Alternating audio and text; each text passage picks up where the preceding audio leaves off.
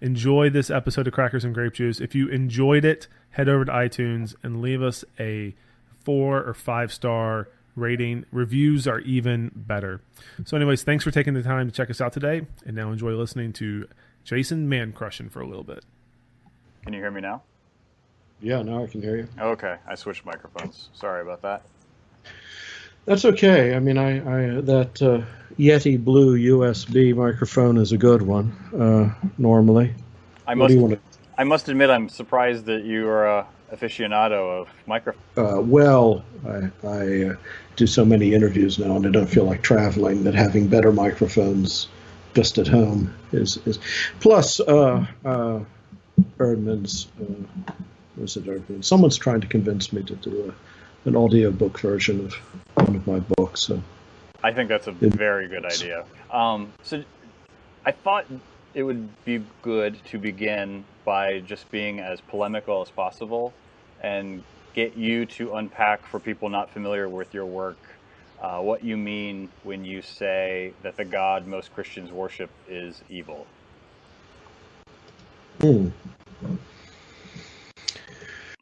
Well, it's kind of obvious, isn't it?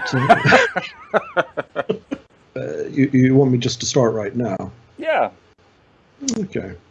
Well, I don't want to repeat merely the threadbare criticisms of Eastern Christianity, or rather the Eastern Christian criticisms of Western Christianity, because in a sense the accusation applies to the East as well in certain regards. But it is the case that that in the history of Christian dogma, the understanding of the economy of salvation that most Christians have come to presume, not adopt, not consciously, but what they've been taught, after the centuries of, let's say, straying from the texts of the first century and reading them through translation and reading them through dogmatic traditions that are of their time, has produced a picture in which salvation consists, for many, in Christ coming to save us from God. The story that we're told is biblical, though really it couldn't be less biblical, is that humanity contracted guilt through the sin of a first parent. That guilt, rightly, though how this works I don't know, rightly condemns the entire race to eternal perdition and eternal torment. And in order to free at least some of us from this destiny of having been born already guilty in the eyes of God,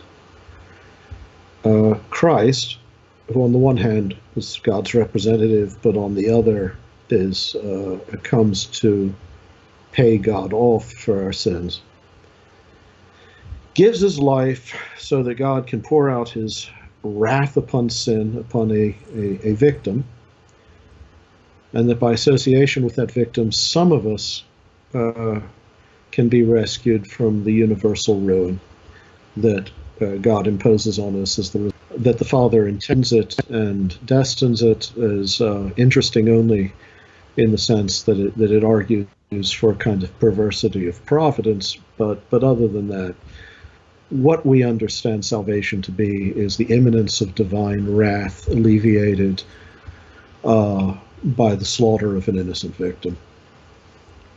So, on top, no, I mean that's only the beginning of it, though. For me, to be honest, but well, we can stop there.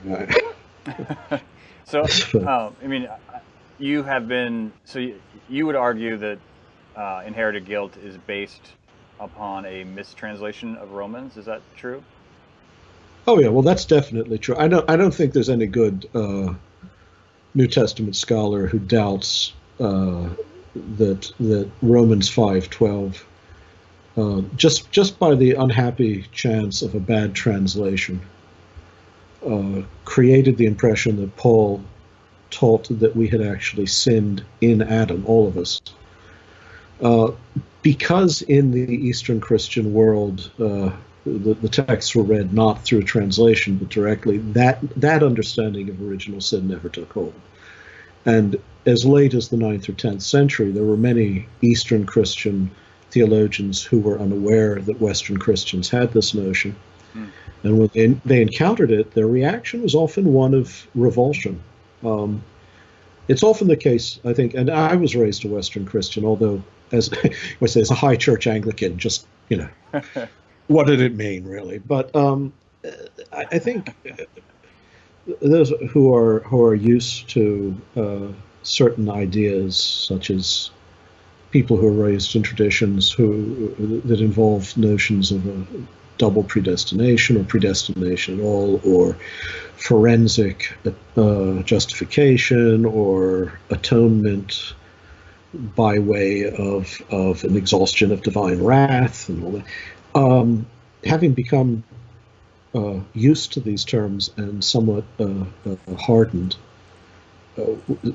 Western Christians aren't prepared for just how deep the revulsion is that they can inspire in Christians from other traditions who did. And this happened. I mean, in the Patriarch Photius, 9th century Christian, when he encountered the notion of an inherited guilt, denounced it not only as logically meaningless, because guilt is an imputation and therefore certainly couldn't inherit it, even if God decided to treat us as guilty, we wouldn't actually be guilty.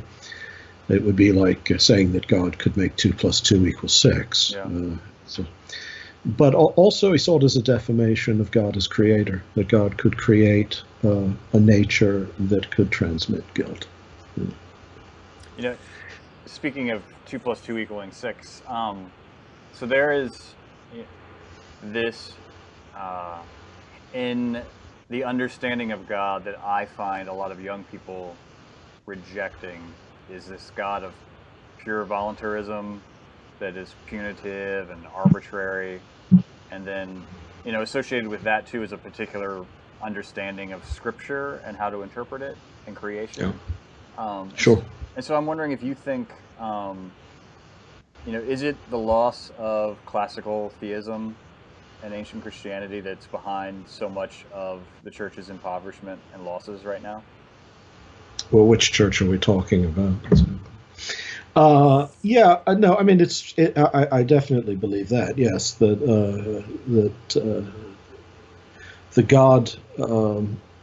I don't just mean the God of popular devotion, because the God of popular devotion in any age is going to be somewhat more anthropomorphic, look somewhat more like a giant human being than the God of the more recherche regions of theology and metaphysics.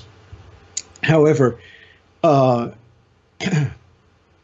that picture of God as a large individual capable of fairly despotic motives is already written into the early modern tradition of a lot of Reformation theology, but also a lot of Catholic theology from the same period.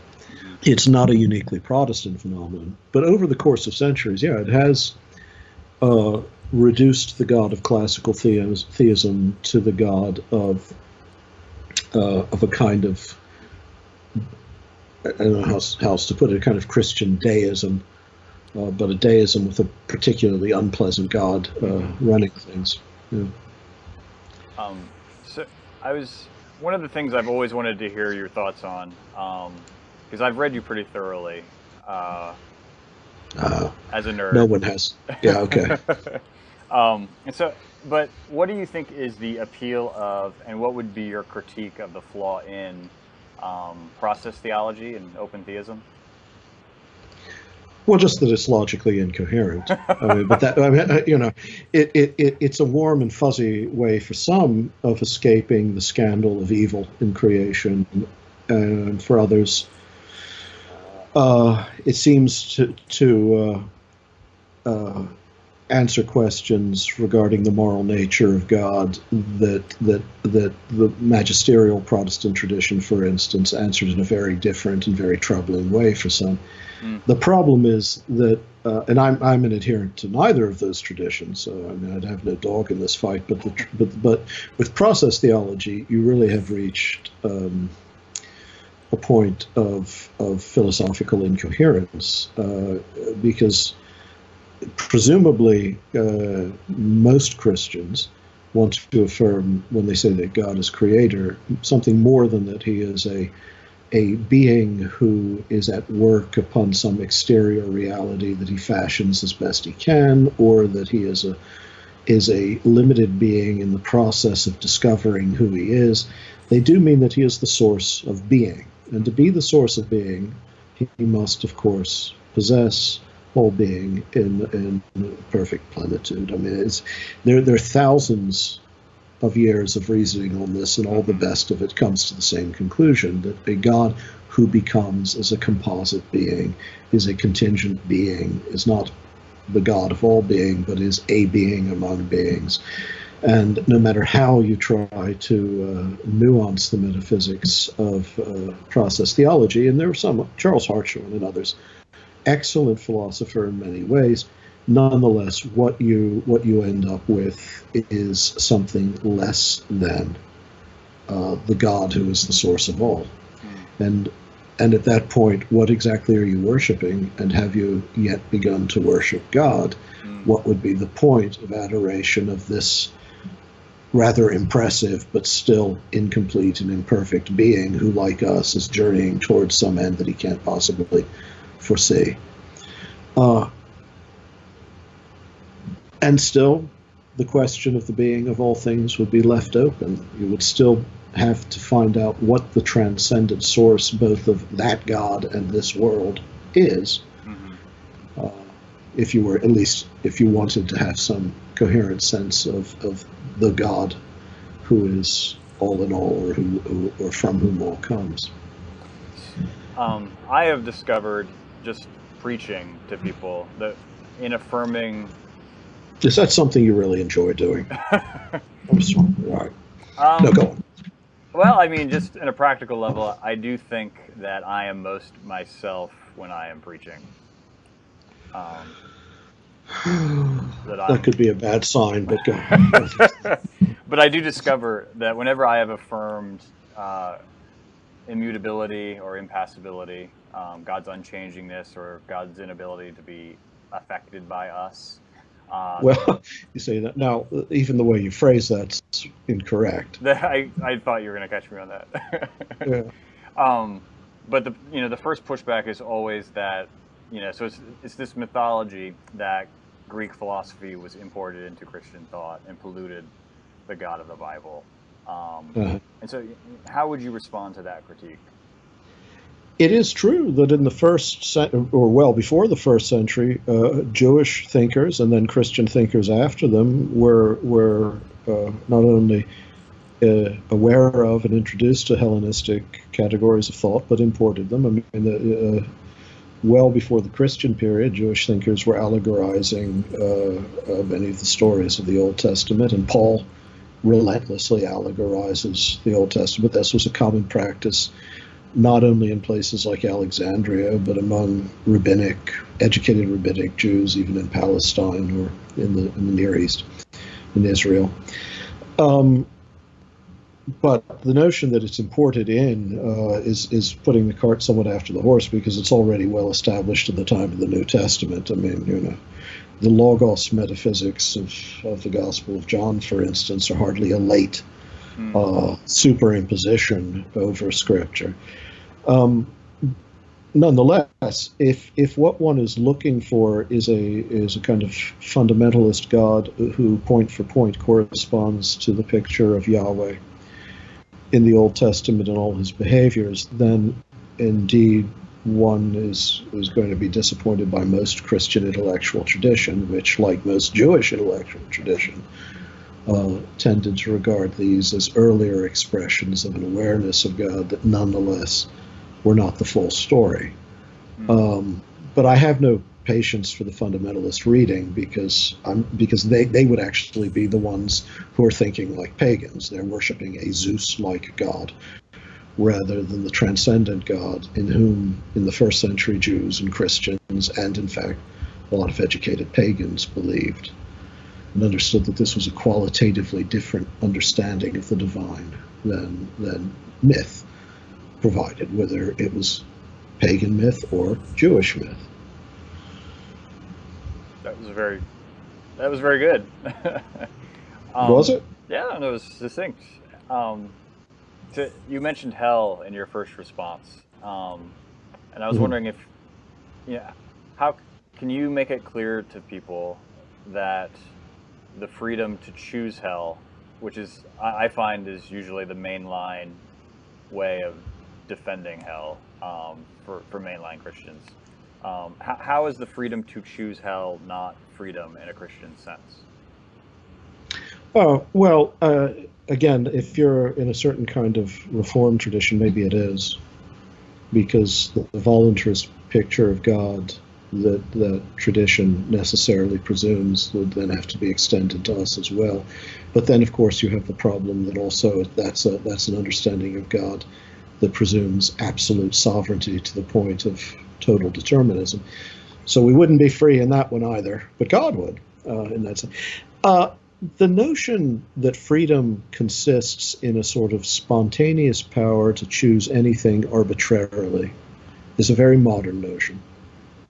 It's not, again, logically coherent, because we know just from our own experience of choice that that everything we do is done towards an end, whether it's one we clearly conceive or don't, and that beyond every limited object of the will, there's a more general object of the will that we're always pursuing, the good, happiness, whatever. That the will never never creates its object, it simply follows after it. Which means that the will can never, the employment of the will, if it's truly to be free, can never be severed from intellect, as a knowledge of what it is you're seeking. You have to ask yourself, who's more free? The person who knows what it is that he's seeking, or the person who doesn't. The classical understanding of freedom was not simply an empty power to choose. That would mean that indeed the serial killer is just as free as the saint. Mm-hmm. It has always been that what makes us free, the truth. And the truth shall make you free. I mean, one has to unpack that. What makes us free is actually the fulfillment of our nature without constraint, whether those are external or internal constraints. External constraints are easy to imagine, but also internal constraints such as ignorance or perverse longing. A true understanding of Christian freedom is one in which choice might ultimately be understood as disappearing. We're free because we've achieved that union with God in which all that we will is all that in nature we are, which is to be loved by God and to love God in himself and in those whom he has created. That being so, then, to defend the possibility of hell as somehow God allowing us the dignity of a freedom so mysterious that it can tolerate our everlasting loss, is a kind of circular argument, it's kind of a nonsensical argument, because if freedom, true freedom, consists in achieving the good, and I think the philosophical arguments for this are actually quite irrefutable, but it would take me several hours to lay them out. If it is the case that to know the good properly, to be properly spiritually and intellectually aware of what the good is to have it as one's as the natural object of one's will and as the immediate object of one's will. You cannot know the good for what it is and not desire it. Then the defense of the doctrine of hell from human freedom turns out to be so thoroughly premised on a defective notion of freedom. That is, this voluntarist picture of freedom, that you can just that we're free because we can invent any end we want for ourselves, and where that wanting comes from, we can't even say. That it's a hopeless defense. It just doesn't work. It's actually the worst way of defending the doctrine of hell. And if you think about what would it mean, I mean, how could one be free in that way? If freedom were so spontaneous that it could choose an end that is not actually the objective good, but could just, or what one mistakes for an objective good for oneself, but could just choose, in despite of one's knowledge of the good, then that would be no more free than a volcanic eruption. It would be so purely spontaneous, it would be so purely irrational, that it would be like a neurological agitation. It wouldn't actually be an act of either intellect or will. So, I mean, that points out how difficult it is to speak Christian and speak American, to sound like Stanley Hauerwas. Yeah. I mean, or modern. It's not just. This sort of narrative of freedom is the Western modern picture of freedom, and let's be honest. I mean, it begins within certain strains of theological thought in the 14th and 15th centuries. Mm-hmm. So what is a better Christian understanding or critique of capitalism, given this understanding of freedom and choice? Well, the freedom of capitalism is not the freedom of the gospel. If people want to defend capitalism as a practical good, given all the options available to us, then that's fine. I wouldn't do it, but they may be right. It may be that in the world we actually live in, capitalist markets are the ones that feed the most people, mm-hmm. if they're not allowed to be so thoroughly laissez-faire, mm-hmm. that only a few benefit, which more and more sometimes looks to be what the sort of arrangement we're heading back towards. But even so, but those who think that by invoking the word freedom, they're defending capitalism in the context of their Christian faith are doing something absurd. It's not the same freedom. The freedom of the will, the consumerist to purchase goods or to build a business even is not necessarily going to be a consonant with the freedom of the soul to find its proper end in God by becoming. I mean, Mother Teresa is for instance, a good example of what a Christian thinks freedom might look like. I doubt if she thought she had any choice in the matter. I mean, her conscience and her commitment were not something she could turn away from because she had become the act of God towards others. That's the freedom to which Christians aspire, and it won't bring worldly success, certainly. And the liberty that a capitalist culture depends on is purely arbitrary in one sense. It's also one that has to be cultivated by a constant creation of desires that weren't there before and needs that don't actually exist. Our whole art of advertising is to inspire what the New Testament calls lust of the eyes. That is, a desire for that which you don't need and which does not fulfill your nature, but which, as an object of curiosity or pure appetite, draws you to it and away from others and away from God or away from any number of truer goods. Going back to the idea of hell, or the doctrine of hell rather, Yeah. So is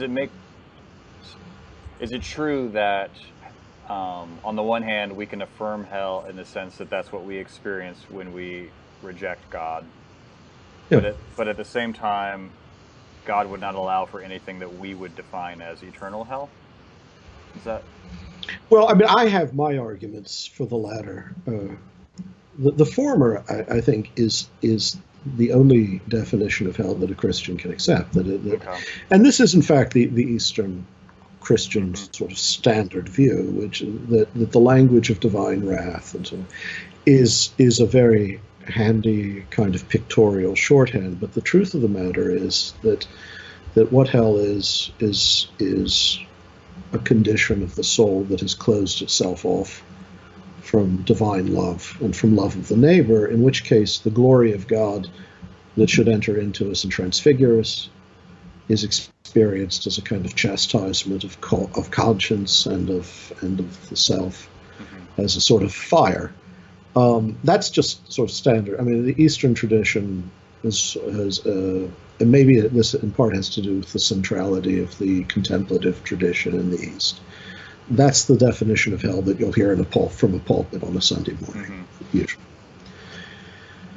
On the other hand, I agree with Gregory of Nyssa, for instance, the great 4th century church father, as well as Isaac the Syrian, and perhaps secretly Maximus the Confessor, and a number of other figures, as well as more recent figures like George MacDonald, that there are very profound arguments why no, that could not be a successive, eternal self-determination.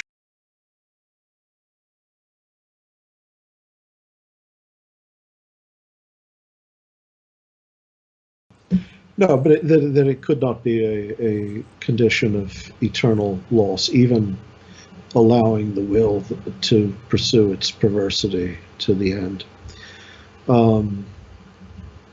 There's just not an infinite capacity for rejection of the good in the way that there's an infinite capacity for the good to reach us. So how do we understand the demonic and Satan then? Because I know in The Doors of the Sea you write about our present state being captive to demonic powers, but at the same time they have no ontological status of their own. No, it's not. I don't think. I'm all for belief in fallen spirits. I just don't see them as fallen forever either. A bit of an originist there. In The Doors of the Sea, it's been a while since I read that book. I hear it's good. It's very good. Oh, good. Well, I'll have another look at it, but you have to understand it's been a while since I wrote it. That the point I was trying to make is that the various ways in which Christians try to reconcile the reality of evil to their faith in God ultimately tends to implicate God in evil, to the point of evil being an aspect of God. It is kind of meaningless, even in a providential sense, to suggest that God could possess a nature absolutely distinct from his acts. Well, that means nothing. One's nature is, what one does is what one is, and one's acts are possibilities only because they're resident in the nature one possesses, and that's true of God as well.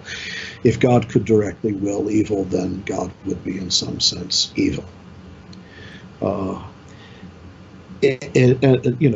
point I was trying to make in that book is that the actual story that the New Testament tells and that the early church was insistent upon is that the one will of God towards the union of all things with him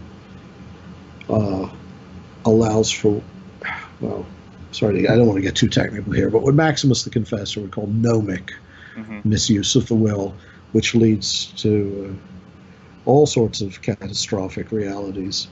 But that trying to look at the evil in history and explain it away is all part of God's good plan, and that all of it will add up to a calculus in which everything makes sense, is not a belief in providence in the proper sense, but is a confusion between God and the evil that we do. That's a different set of issues. We live in a fallen world. That's one of the claims that Christianity makes. We live in a fallen world. It's not just the case that human beings have been estranged from God. It's that all of creation has been estranged from God because spiritual life, human, angelic, what have you, is, in this rather ancient view of things, a mediation between creation and God. It exists within a sort of economy of stewardship, and in losing our intimacy, our union, our proper relation to God, we subjected all of creation to death. How this happened, what exactly the story is isn't important, but that essential affirmation is at the basis of all Christian belief. So that makes me wonder, what are your thoughts about N.T. Wright's kind of reinterpretation of what Christians mean by heaven as God recreating this earth? Well, to be honest, that is more or less how the New Testament writers understood it. I mean, the kingdom of God isn't elsewhere. It is this creation restored to what it should have been from the beginning. And again, of course, that. Yeah. Is there value though in the kind of the old language of the soul and going to heaven?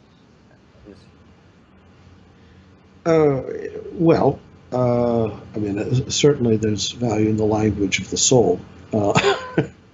No, to be honest, no. I think eschatologically, this is an issue that comes up occasionally with my Thomist friends. As you know, most medieval theology had kind of lost any sense of the cosmic dimensions of salvation as it's depicted in the New Testament. Mm-hmm. It's clear in Romans 8, for instance, that Paul is talking about a glorification of all creation. Yeah. And all the language, even, when you get to the book of Revelation, and people should be very careful how they interpret, how they read the book of Revelation. But even there, the imagery of the New Jerusalem really means what it says, that in some sense, just like Jeremiah or Micah or Isaiah, the author of Revelation, John the Divine, is looking forward to a restored cosmos, not to an escape from the world into some other realm, but a restoration of all things, which in Acts is called just that, apokatastasis ton panton, the restoration of all things. And in Eastern Christian tradition, this sense probably this sense of the last things was probably preserved somewhat better than in the West, though I can point to medieval Orthodox texts that would probably be just as worldless in their view of the last things as Western texts. But again, if you're Orthodox, this language of cosmic glorification of humankind as a cosmic mediator, Christ as the mediator who restores the priestly role of humanity in creation so that all of creation can be restored, is just a commonplace. One of the loveliest images of the kingdom of God, and one that's very popular in the East, is that think of the entirety of creation as becoming like the burning bush, utterly pervaded by the divine glory, transfigured and yet not consumed. So certainly the authors of the New Testament look towards a world of bodies, not flesh and blood. I mean, you have to understand, Paul is still he's, for instance, using the language of the first century. He says flesh and blood cannot inherit the kingdom of God, and he means what he says. But but one mustn't confuse that with the concept of body. For him, flesh and blood is a certain state of fallenness itself, in which the body is animated by psyche, which we tend to translate as soul, but could translate just as life principle, if you want, as opposed to the spiritual body, in which it's a state of existence of embodiedness that is not subject to death or decay or the division of soul and flesh. So I mean, it's not simply a resuscitation of this world as it currently exists. It is a complete transfiguration and transformation. Nonetheless, it is this creation that is to be saved, not just human personalities. That's really good. I want to be respectful of your time, but I wanted to end. I think, we're doing all right. Okay. So this past year, so I was on medical leave this past year with battling cancer, and I reread a lot of your work while I was away, and your insistence that when we look in the face of those who are suffering, we don't see the face of God, we see the face of his enemy, as you put it, grounded me in a way that it hadn't before. Well, can I interrupt before you finish that? Yeah. So when we look at their suffering, not that when we look, okay. Go on. No, that's an important clarification. So that really grounded me and helped me kind of steer through my own suffering. And I know you've had some medical issues this year, and I wonder if there's... Well, it's actually going on 3 years now, yeah. Okay. Yeah. So I'm wondering if your own experience has given you a new vantage on your thinking, given you any new perspective or wisdom, or new questions? Yes. Well, I'd have to have minimal wisdom to have more, wouldn't I? So, no, I mean it's difficult when you pass through certain you might be able to speak to this better than I can, but when you pass through certain periods of despair, it makes everything that you've said in the past seem a little bit fatuous, and that includes me. And one of the reasons I haven't read The Doors of the Sea for a while is I still know that it's still, in some sense, as is true of any attempt to deal with the mystery of suffering, it's inadequate. Mm-hmm. And honestly, the point of the book was actually just to urge Christians not to use the wrong language so much as it was a proposal about what the right language is. I can say this. It's made me more forthright. Apparently you have read or heard the address I gave here at Notre Dame on creation from nothingness. Yeah. And the doctrine of eternal damnation, or the idea of eternal damnation. In the past, I might not even have occurred to me to make that the center of a meditation on the nature of creation as a moral act of God. But I realized that to insist upon the goodness of God in a way that's actually, again, logically coherent, required a stronger and even more radical and maybe more provocative statement than I'd made in the past. It forced me to say things because not to have said them would have felt like a lie. And I think that's the result of an extended illness and being forced to think about the sufferings of others under the aspect of one's own suffering. What illness is it? It would be a long explanation. I suffered a toxic exposure and infection with multiple systemic effects, the most lingering of which remains chronic lung inflammation and neurological pain. I'm sorry.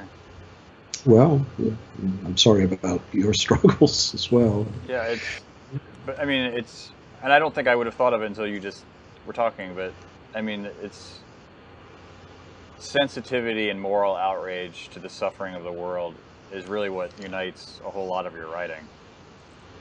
I mean, that's your whole premise in Beauty of the Infinite, is this ontological peace in God's nature, and I mean, it's... I think, I mean, I don't know if you have a time limit here or not, so I don't want to trespass up your time. It's, this issue has led me to be more needlessly provocative, perhaps, regarding different traditions of Christian thought. But I think there is a real problem that we have to deal with in the way that most of us have become accustomed to thinking about God. We preach the gospel of the love of God in Christ as a solution to the gospel of the wrath of God in the Father, for instance. Yeah. It is, at the end of the day, the way it's construed, the way it's spoken, the way it's preached, fundamentally contradictory. And I don't blame those who reject it. I mean, I think that if the choice is between, say, a principled atheism and many forms of Christian belief, that the atheism is closer to a true picture of the Christian God, because at least it's a belief in a reality that doesn't include the petty despot who predestines some to eternal perdition. But the other thing is just it's a critical and a scholarly concern too. I mean, maybe that's a trivial thing, but I just translated the New Testament again for Yale. When is it coming out? Well, that's a good question. It would probably be another 9 months, given the way in which these things normally move. But so let's say sometime in the next year. Okay. Books take a long time to get through the presses of big academic presses, but they commissioned it from me. It wasn't that I went to them. I actually offered to translate things that you may never have heard of. Actually, I don't know. Have you ever heard of Quintus of Smyrna? No. Okay, well, yes, the Greek poet Quintus of Smyrna, who wrote the Post to America, the completion of the story of Troy, based on all the legends. Anyway, it's a wonderful. I mean, I've read your translation of Prishvara. I did read that. You did. I mean, you're a brave soul. Yeah, I struggled through it. Well, this would have been poetry. Okay, that's what I proposed to them, and they proposed the New Testament to me. But in the course of doing it, I mean, I realized that in a sense, of course, all my life, not all my life, but all my professional life, whenever I've taught undergraduates, I've been you were a student of mine, weren't you? Several classes, yeah. At UVA? Yeah. I'm sorry that my memory of you can't pick you out of the hundreds. I was nothing. See, you just stepped on what was going to be my closing tribute to you. But so I had you for my first 2 years at UVA. I think maybe you were finishing your PhD at that point, or you were in transition. I don't remember. But what years were those? Let's see, 96 to 97 and 97 to 98. I would have just finished my PhD. And so I had just become a Christian and then gone to UVA, and then you were my first exposure to someone other than my pastor. And so from you, I learned that God is the most obvious thing of all, and at the same time, Christianity is far deeper, and the tradition is far smarter than I will ever be. And those were the two most helpful lessons I think I could have gotten, and were it not for you, I would be a lawyer right now. Oh my goodness! So that's then maybe you could disprove my expectation of a finite hell. I'm not sure lawyers can be so well. Those jokes are so old now that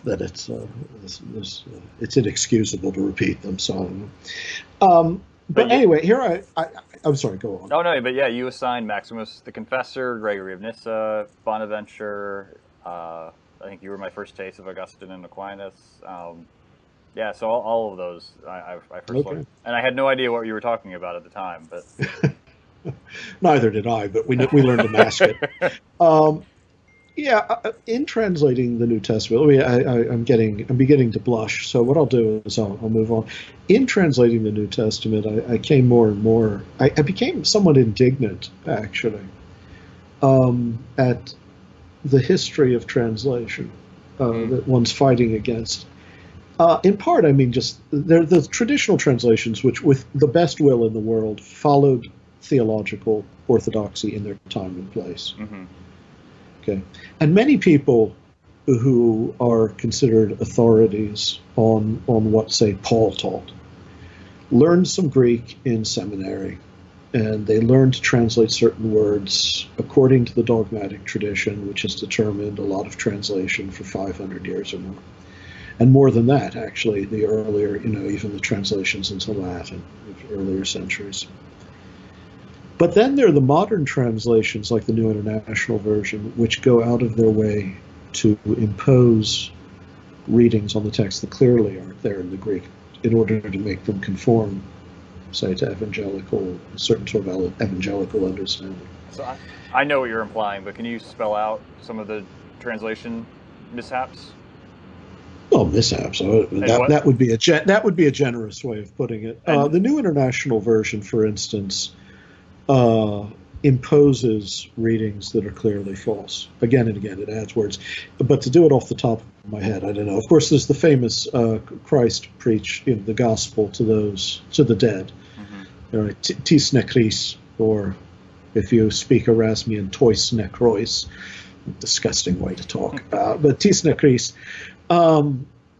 And for instance, the editors in the New International Version, being evangelicals, believe that it's impossible to be saved after death, even though clearly that their belief doesn't conform to the beliefs of most of the writers of the New Testament, or any of them actually. But anyway, they were sure that, so they put in, for this reason the gospel was preached to persons who since that time have died, or something.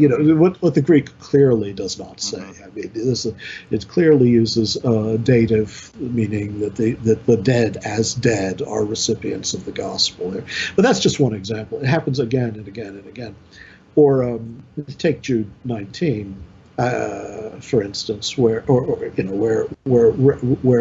any sort of, I'll leave Jude 19 out because that would really get obscure. I mean, that would be an esoteric. I'd be talking for 2 hours explaining concepts of psyche and pneuma and all that. But wherever flesh is used in Paul, they don't want to use the word flesh because they think that so turn it into sinful human nature.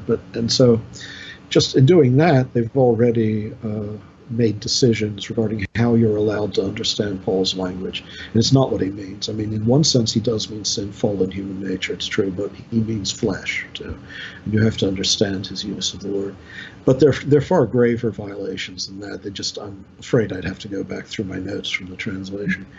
But this happens all the time. And a lot of Christians pick up the older translation, King James Bible, which was not an attempt to distort what the Greek said, but it was what the 16th to 17th century scholars,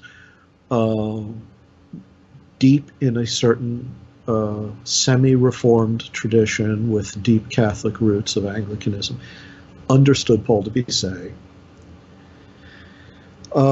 Just for instance, when a modern Christian reads the word justification, he or she may think he knows what that word means, or she may think that word means what dikaios means, but it's not. I mean, it's certainly not what Paul understood it to mean. Or a word like proeritzein, which is translated as predestination. Well, any good classicist knows the problem with translating that the way it's traditionally translated. And the result is that we come away from the New Testament, or come away from these texts, thinking that we've read the Word of God, when what we've done, for the most part, in all innocence, is read an already dogmatically inflected and in some way distorted translation through our dogmatic expectations. How many Christians read Romans chapters 9 through 11 as a continuous discourse? Yeah. Almost none. If they read it at all, yeah. And if they do, so they get to chapter 9 and Paul says, what if, God, being inclined, already that's a problem. I would translate that as although inclined to make his wrath nonetheless tolerated. All right, wait. So the whole vessels of wrath passage, which is written in a consciously conditional voice. Well, how much of Augustinian tradition, how much of Reformed tradition, Lutheran tradition, even Thomistic tradition, takes that as a statement of how things are? And yet for Paul, it's the statement of a problem that he agonizes over for 3 chapters and arrives at the opposite conclusion. Did they stumble so that they might fall? No. Why were they? Were they actually vessels of wrath? No. All were bound in disobedience, or rather, all were bound in a kind of fractious inability to be convinced or lack of trust or whatever. Do you anticipate your translation of the New Testament to be met with more criticism than anything else you've done? Yeah. From every single direction. Because particularly when it comes to justification and how that's interpreted in Romans, there's entire traditions reliant upon that. Oh yeah, and unfortunately, they're wrong. The funny thing is, what's curious about this is that this isn't even an open debate in real New Testament scholarship. No competent New Testament scholar, no matter what his or her dogmatic commitments is, none of any stature actually believes, for instance, that Calvin got Paul right, okay, or that Luther got Paul right, or that even the late Augustine got Paul right. They all know that you can't move from Paul's Greek to those doctrinal assertions without radically misreading Paul and then ignoring other parts of Paul. In very profound ways. For instance, what kind of, you say you had just become a Christian in the middle 90s. What kind did you become? I'm a United Methodist, not by choice, but it was just the church That's down the okay. street. Hey, I love the Wesleys. They're the nearest thing to Eastern Christians. We like to think so. Yeah. But if you were to follow a certain standard, look, people think I hate Calvin, and this is only because I do, but it's not a personal hatred. I just think it's an obvious, it's an objective fact that he got everything wrong. He inherited a tradition of misreading, and then he made it worse by imposing very, very modern categories on Scripture, such as a 16th century concept of sovereignty. Of absolute sovereignty. It's an idea that, in the ancient church might have been attributed to Oriental despots, this notion of absolute power, but it certainly doesn't fall anywhere within the Christian concept, right? But one of the things that is, if you're raised within this tradition, you're told that Paul inveighed against something called works righteousness. He doesn't. He speaks against putting your trust in ta ergo to nomo. But in Greek, when you see works in the plural like that, ergo, it often just means religious observances. And it's clear he's talking about circumcision and kosher law. You're not going to be, when you want to say justified, well, vindicated would be a better word. Or even made righteous, perhaps. Dikao or dikao, depending on, I can't remember how Erasmians pronounce it anymore. Actually, I can, but I'm not.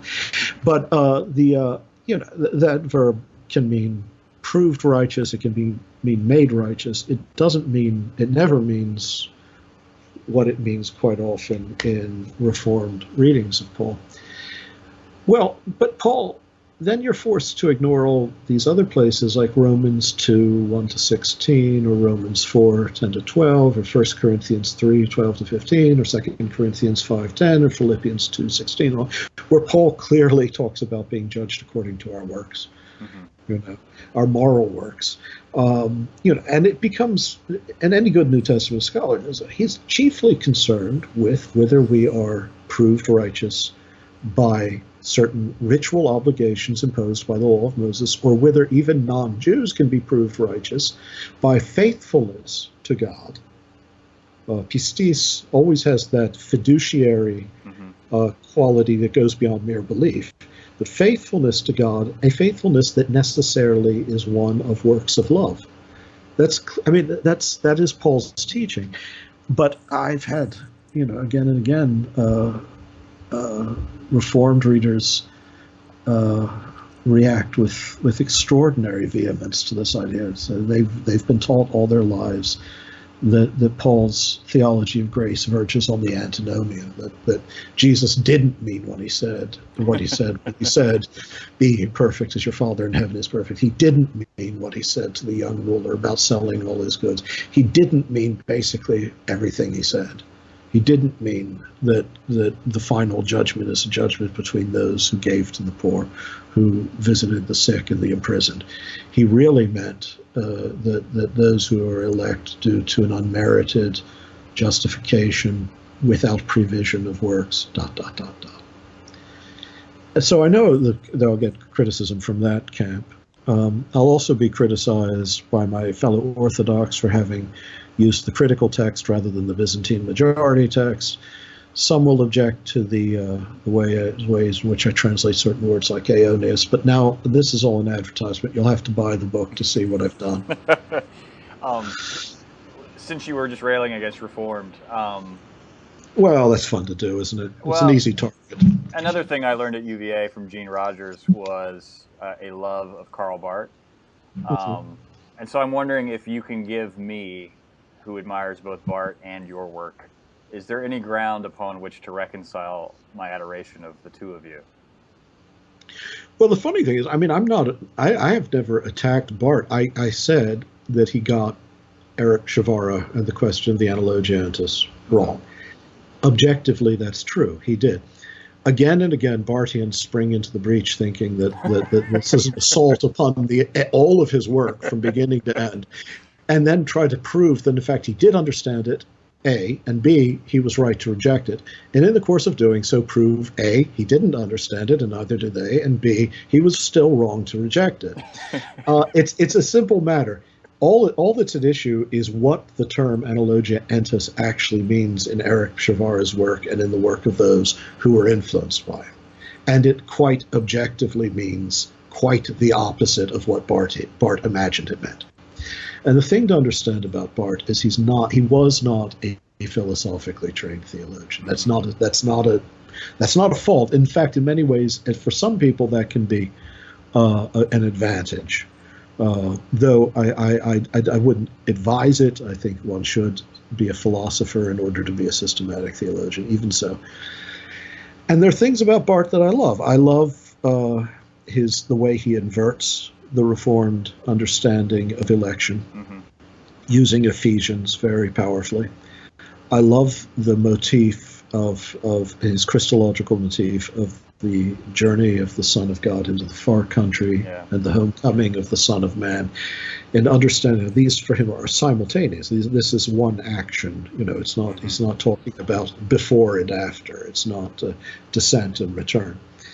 There's much that I love in Barth.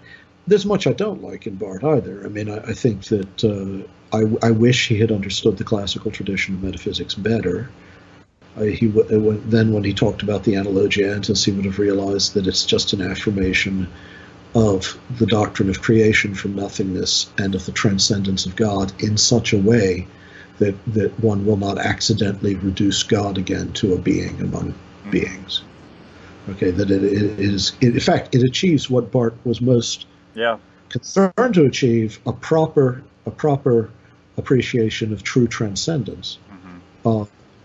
But so I mean, there are certain areas where Barth clearly lacked a certain philosophical sophistication, and was fairly open about it too. I mean, he would admit it.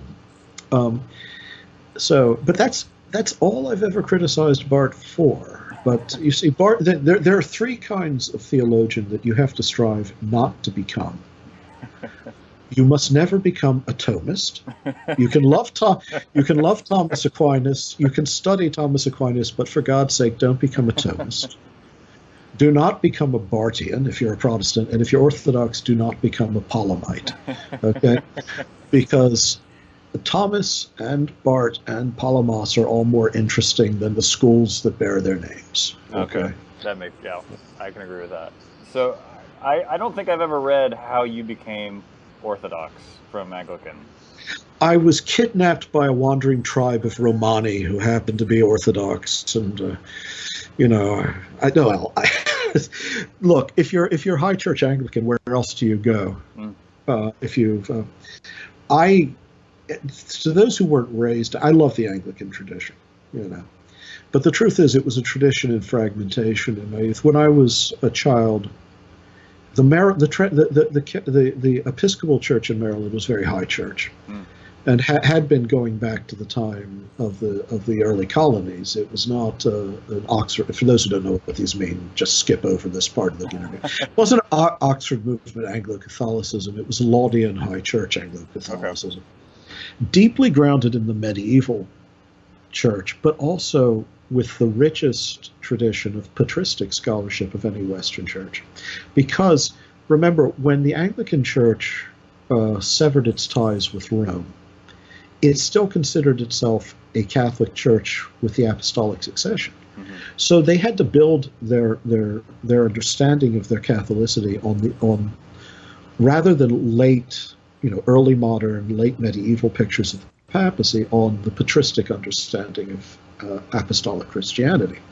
So this led to the first great flowering of Western Christian patristic scholarship in the modern age. In the 19th century, if you wanted to study the church fathers, you wouldn't go to Rome or to Palermo or to any of the great German universities. You go to Oxford or Cambridge. There were men like Lightfoot, and it was that love of the fathers that Newman, for instance, imported into Catholic thought when he went from being an Anglo-Catholic to a Roman Catholic, and he's one of the fathers, of the next generation of Res so small, the recovery of patristic theology. So if you're raised High Church Anglican, you're deeply immersed in the patristic period and in the Eastern Fathers. So that was always part of my life. I was also a Russophile from an early age, and so the 19th century and early 20th century Russian Orthodox thinkers, philosophers, and theologians deeply influenced me. Not just writers people like Komyakov and Dostoevsky, Soloviev, Bulgakov. So I just naturally gravitated to orthodoxy in my early 20s as more and more the Episcopal Church looked like it was going to become a battleground of different ideologies, which didn't interest me. I was not interested in ideological battles. I was interested in the tradition. I mean, creative. I wanted the tradition to be creative and dynamic, don't get me wrong, but that's not what was going on. Yeah. Instead, it was more politics than piety. And so I just naturally gravitated east from an early age. It was not traumatic. I wasn't rejecting anything. I didn't kick it away. Many converts to Orthodoxy in this country are converts who sort of violent converts, They're rejecting, they were raised fundamentalists, they were evangelical, but they become Orthodox, but they still hate Roman Catholicism. And, there's none of that. I came by a different route, and so. Is your love of Dostoevsky and other 19th century, is that what informs your writing style? No, Dostoevsky couldn't write his way out of a bag. I mean, I love Dostoevsky, but his prose is horrible. But they're thick sentences. They're garbled. I mean, if there were a Russian prose stylist that I'd be most anxious from the 19th century to imitate, it would probably be Chekhov or Turgenev. I love Tolstoy best of all, but his prose, Turgenev is the. And in the 20th century, Baby and Nabokov and others. But no, there's no. I just write the way I write because of all of the different kinds of writing that's always appealed to me over the years. I mean, as much Sir Thomas Browne or Thomas de Quincey or J.A. Baker or Patrick Leigh Fermor. I'm very much a believer that more is more. Okay. So those are the kind of writers I tend towards. I think the less is more school in this country produced E.B. White's prose, which is wonderful, and that's about it. So it's much harder to do to write like E.B. White than to write like Thomas de Quincey. What about Cormac McCarthy? Do you like him? Because until I heard you were doing a version of the New Testament, I had always thought he would be the best person to to do a paraphrase of Scripture? Probably. I have certain problems with Cormac MacArthur, to be honest. What are they? I don't want to keep you, but. I'm not as enamored of his prose as many are, but I'm just not as enamored of the books. But part of that might be just a petty prejudice. He said something nasty about Proust once, and I never forgave him. I think I love Proust. Well, David, I really appreciate your work. I appreciate your time and your teaching. Well, it's good to talk. I'm, again, sorry that I don't remember you as an undergraduate. I'm sure you were uncommonly handsome and wise. Maybe handsome, not wise. I have my doubts about both, actually. You're a gracious teacher, so thank you. That doesn't sound right. Okay, well, it's good to talk. God bless. Take care. You too. I hope you're doing very well. I hope you do too. All right.